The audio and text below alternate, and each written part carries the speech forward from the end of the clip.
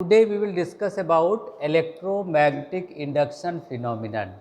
Michael Faraday, he gave this concept in 1831. In 1820, Ørsted gave the concept when the current flowing in a wire, magnetic field is established around that. Michael Faraday researched out and tried to prove the converse phenomenon, that is magnetic energy can be also converted into electrical energy. For this he performed number of activity. This is the one simple activity. What the activity?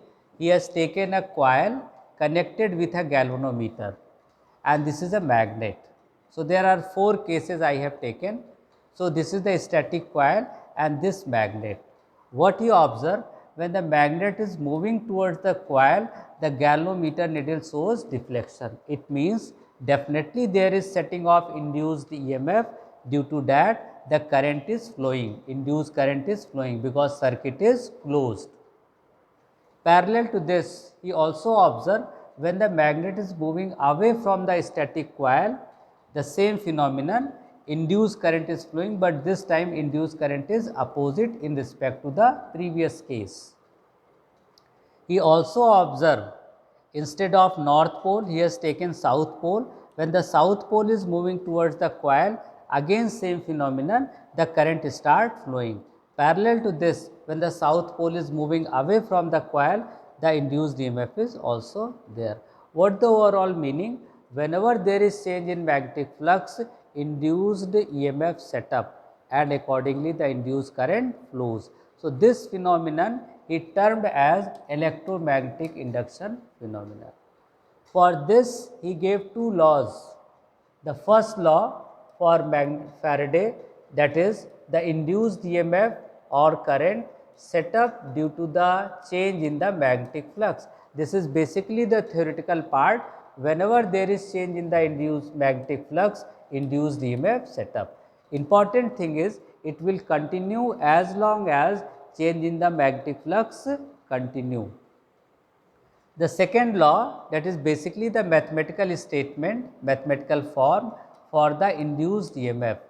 The induced EMF is d phi by dt, that is the time rate of change of magnetic flux is induced EMF, phi 2 minus phi 1 by T2 minus T1.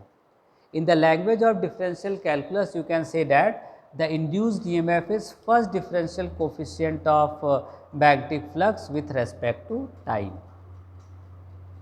Number 1. Number 2, he performed experiment, but one thing he was unable to know. He observed that when the north pole is moving towards the coil, this north pole is repelled by the coil. Parallel to this, when the north pole is moving away from the coil, he find this north pole is attracted by the coil. So, he was unable to know the reason, the cause why it happens. Then in 1833, Lenz, his friend, he gave the reason why it happens. He says that the direction of induced current in the coil always in such a direction, so it opposes the cause due to cause of it.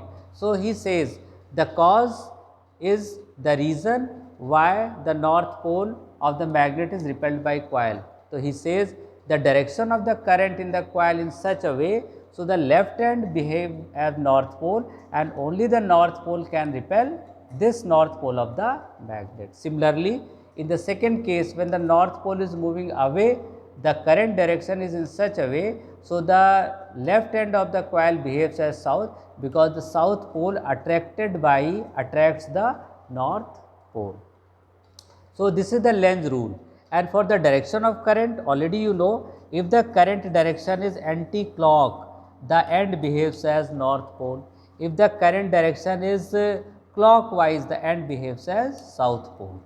So, again the Ørsted concept applicable. If the current is flowing, magnetic field is there, due to that repulsion attraction observed by Michael Faraday.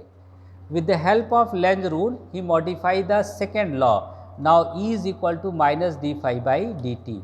This minus sign shows the concept of Lenz rule, and the induced current according to Ohm's law, I is equal to E by R. If you divide induced EMF by R, what is R? Resistance of the coil.